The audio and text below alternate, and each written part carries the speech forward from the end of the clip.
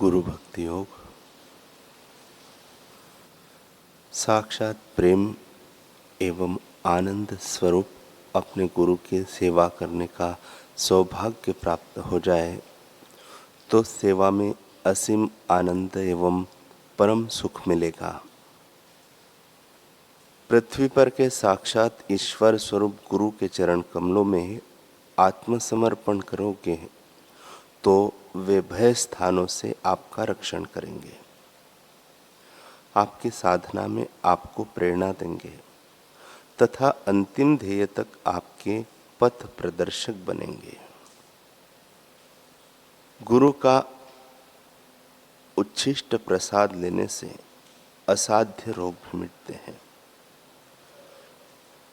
गुरु पर श्रद्धा एक ऐसी चीज है जो प्राप्त करने के बाद और कुछ प्राप्त करना शेष नहीं रहता।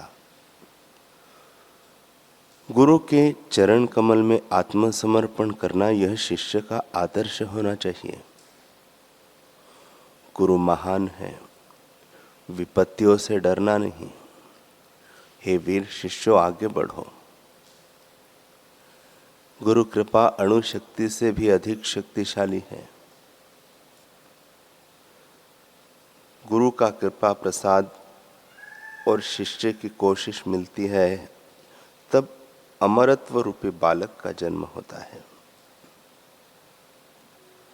शिष्य को अपने समग्र जीवन के दौरान गुरु के यश की पताका लहराना चाहिए। जो अपने को गुरु चरणों की धूलि मानता है ऐसा शिष्य तो धन्य है। जो शिष्य नम्र, सादा, आज्ञाकारी तथा गुरु के चरण कमलों के प्रति भक्तिभाव रखने वाला है उस पर गुरु कृपा उतरती है। गुरु के प्रति सच्चे भक्तिभाव की कसौटी आंतरिक शांति और उनके आदेशों का पालन करने की तत्परता में निहित है।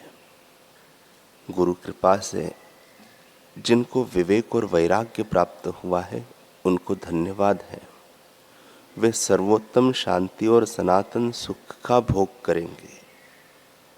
गुरुदेव कहते हैं कि हम जो जो सद्गुरु की कृपा हजम करते जाएंगे त्यों त्यों मधुरता के द्वार खुलते जाएंगे। मधुरता का खजाना तो प्रत्येक मनुष्य के भीतर भरा है, परंतु उसके द्वार बंद है और चाबियां गुम हो गई हैं। यहाँ सभी तालों की चाबी लगाई जाती है। कुछ विचित्र ताले को हथौड़े से चोट भी मारनी पड़ती है। यह आध्यात्मिक प्रयोगशाला है।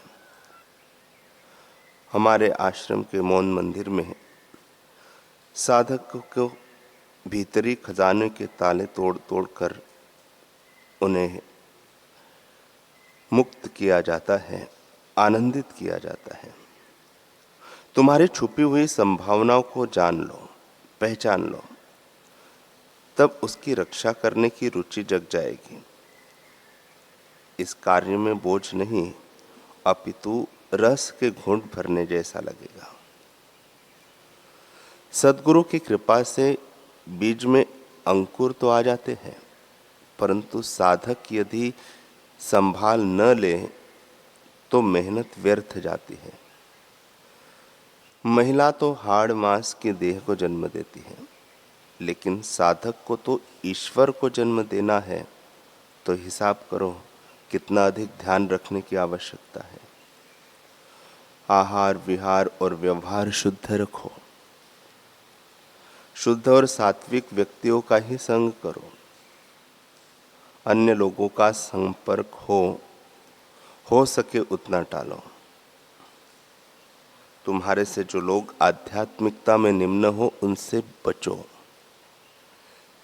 किसी की घृणा न करो, परंतु तुम्हारी साधना की तुम रक्षा करो। सभी जीवों के प्रति भीतर से प्रेम रखो, पर उनके कुसंस्कारों का पाश तुम्हें न लगे इतना दूर रहो। अपने लक्ष्य के अनुकूल संग करके तुम्हारे व्यक्तित्व में सजातीय प्रवाह विकसित करो। यदि तुम सावधान नहीं रहे तो साधना तोड़ने का प्रयास चारों ओर से होगा। नन्हा दिया हवा के झोंकों से बुझ जाएगा। निंदाखोर निंदा करेंगे। व्यवहार चतुर कर्तव्यों का ढेर तुम्हारे आगे खड़ा कर देंगे। इन सब से बच जाओगे तो सद्गुरु की ओर से कसौटी के थपेड़े से विचलित हो जाओगे। गुरु की फटकार सहन नहीं होगी तब भी नापास हो जाओगे। भाई, गुरु की सभी कसौटियों से सही सलामत बाहर निकलने वाले तो विरले ही होते हैं। शिल्पी के सभी प्रहार जो पत्थर सहता है वही सुंदर मूर्ति रूप बनता है।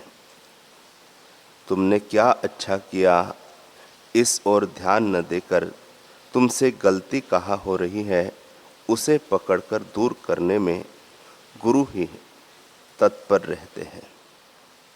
सद्गुरु तो समर्थ है, वे तुम्हें मोक्ष के द्वार तक पहुंचा देंगे। सद्गुरु की आज्ञा अनुसार शिष्य अगर चलता रहे तो फिर मंजिल दूर नहीं, सद्गुरु उसे उस पद पर पहुंचा देंगे जहाँ वे स्वयं स्थित है।